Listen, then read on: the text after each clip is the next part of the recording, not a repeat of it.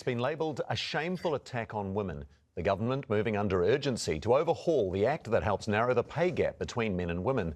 Just weeks out from the budget, the Prime Minister says it's not about the money, but also states it could save the government billions of dollars. It's not about the money, but those helicopters that are going to cost us $1 billion, we need to find that somewhere. This is going to save us billions. And, you know, all those other things that we can now pay women less, especially you teachers and you nurses. You'll know your place. Minister Brooke Van Velden says the current pay equity legislation is costing too much. The unions, meanwhile, calling it a dark day for women. Yvonne Tahana reports.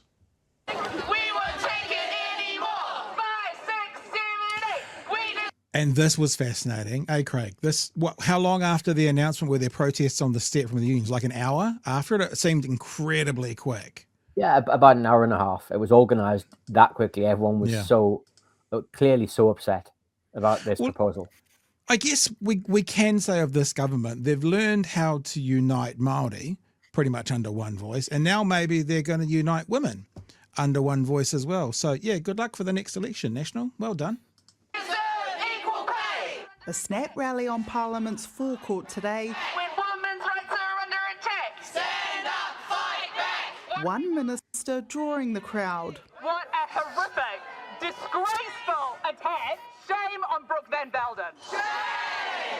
Earlier, she'd laid out sweeping changes to the Equal Pay Act. I'm proud to support women at work. I'm proud to remove sex-based discrimination.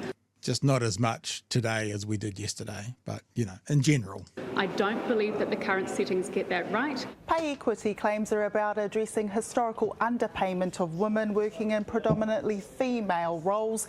They're often in the public sector and it's costing the government about $2 billion a year. Nurses, care and support workers, some of those who've already struck deals. Still, the impact is almost immediate. 33 claims being negotiated are now dead in the water, including a teachers' agreement. Yeah, furious teachers, but there are others as well. There are hundreds of thousands of women workers, in those female-dominated... Yeah, don't miss that, Whānau. Hundreds of thousands of women being paid by the government, teachers, nurses, their negotiations on equal pay. It's not that they're like, we're going to keep going. It's like they've been cancelled, gone. Stroke of a pen, gone. They no longer exist. Hundreds of thousands. Do you want to speak to that at all, Craig, before we keep playing? Well, that's actually just the tip of the iceberg, because it's only in the public sector that we've had pay equity claims. But we do know that there are plenty of occupations in the private sector that should have pay equity claims, haven't yet lodged them, and this will push them even further back from the ability to actually deliver those claims. So that hundreds of thousands only applies to those that have got an active claim or proposing an active claim. There's a much larger group of women who will be affected by this than even that number. All right, we'll keep going with the story. Industries who now have to go back to the drawing board. We've done years and years of work. The law will be retrospective. Any review clauses in existing settlements also scrapped. For some, those reviews seen as key to keeping discrimination out of the workplace. Just absolutely gutted. It's been quite hard to work today. The government racing through these changes 2 weeks out from budget. The policy changes that I'm delivering today will go some way, and quite a substantial way, to find very real and significant cost reductions. We will be continuing to forecast costs for settlements, but Treasury have revised down how much they think it will be by billions, and I will make clear at the budget that number. Back into surplus should not be at the expense of women. The Prime Minister insisting it's not about money. This is about making sure we have a piece of legislation that is incredibly workable and not as complex as it has been. Sorry, I was doing my best, team, to try and let this go to the end before I get to this point. But this government has a history. It's almost like the number one objective to cancel stuff before they organise their so-called better outcome.